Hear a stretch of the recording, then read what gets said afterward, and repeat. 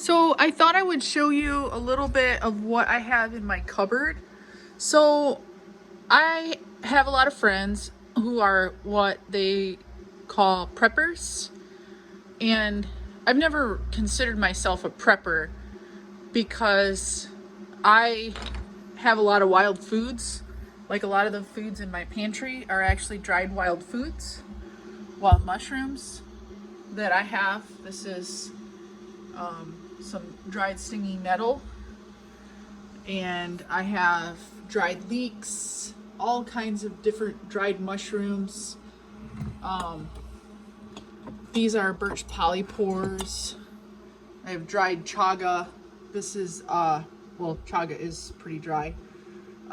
More stinging nettle. I have a lot of stinging nettle, and when I grow a garden, I also take the things from the garden and dehydrate them.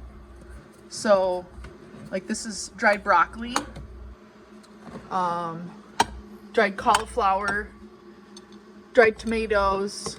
I have some baking soda without aluminum. I have dried mixed greens. Let's see. More dried greens, more dried tomato, more dried cauliflower. This is turmeric. More dried mushrooms, more stinging nettles.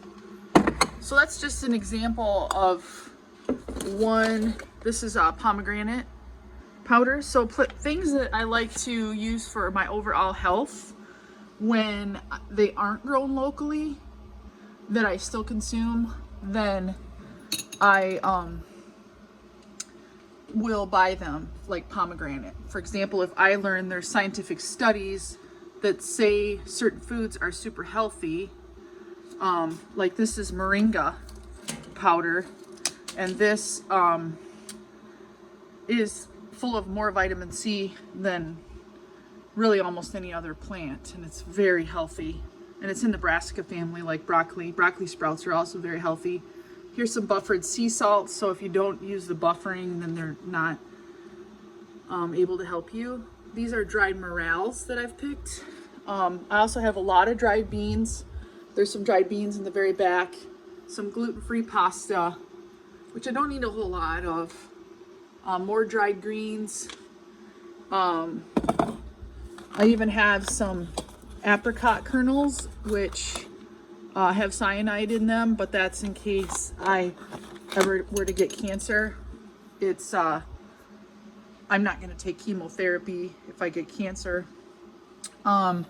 This I just leave in here because this is diatomaceous earth, and I use it all the time, and so I use that for an anti-parasite cleanse. Also, it helps get rid of your mucosal lining that builds up from toxins, that kind of black plastic lining that forms on your intestines. Ginger root extract is proven to be super healthy. There's actually a lot more studies just recently coming out about ginger root.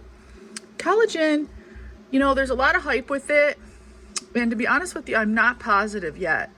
I've researched and I've been told that this is the best brand. However, I still think it's best to make your own bone broth, and all the connective tissues kind of melt down, and you basically are making your own. But in cases where you can't and you're traveling, or you just mix it into a smoothie, you can use that. And so the reason why I hesitate with that is that they say that it might not be absorbable. Zeolite is a volcanic supplement that actually is like a sponge to toxins, and diatomaceous earth, which I buy in bulk.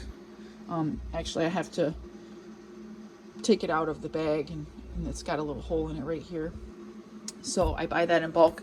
I buy a lot of things in bulk that would otherwise be expensive. It's like magnesium. I also have some modified citrus pectin So this is a CitraCleanse toxin binder. You definitely want to have some binder to remove the toxins so that you don't reabsorb. Some more buffered C, some fermented organic greens, reishi mushroom. I dry them and grind those up. And when I live in Alaska, I collect my own kelp and my own seaweed. And I have some actually dried, but this is a little bit more to supplement. And I make my own bone broth, but I also have some powdered bone broth as well. So I just thought I'd share with you some of the things that I have in my pantry. Psyllium fiber. We actually don't get a very fibrous diet. Our ancestors ate a lot more fiber, and so I have a lot of fiber in my diet. This is some grass-fed beef gelatin, some coconut milk powder. So I've always got coconut milk, some flax seeds, exogenous ketones, some coconut flakes, some rice, L-glutamine. These are all things that are really healthy for you, especially all of the wild mushrooms I harvest. And so in a time of crisis like this, even if I can't get fresh produce, I can still be harvesting wild tree fungus and even just parts of the tree, the roots, the inner bark, and then I have a lot of things dried from previous years. In the back here, I have some, pretty sure it's written in Korean, so I can't tell what it is, but I think it is tempest starter, if I'm not mistaken. Oh, it's natto powder. Okay, so natto's really healthy as well. Fermented soy is much better than regular soy.